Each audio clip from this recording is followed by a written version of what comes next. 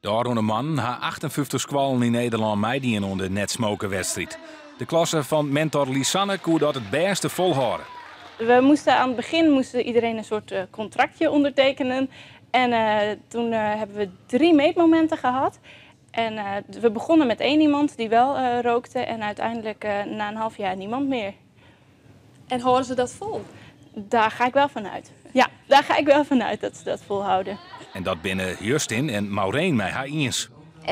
Nee, ik ben niet van plan om te gaan roken en ik denk de rest van de klas ook niet. Roken dat doet gewoon hele slechte dingen, maar zoals gisteren eerder van gaan. Nou, als zwanger bent, dan wordt een baby er ook ongezond van. Daar heeft ook geen last van? Nee, ik net.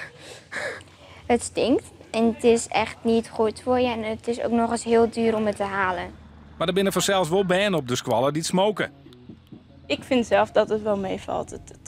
Dat kan altijd erger. Maar er zijn inderdaad wel leerlingen die roken. Ze staan, ik kan ze vanaf hier ook zien. Een van die smokers is de 16-jarige Daan. Hij loopt er niet van dat de oorleerlingen het net smoken volhouden zullen. Nou, dat vind ik heel schijnheilig. Want dat zei ik ook in de eerste en de tweede en toen ging ik toch ook roken. Je maakt leerlingen wel bewuster ervan wat roken met je doet. En ik denk dat dat best wel ook invloed kan hebben dat ze dus later niet gaan roken.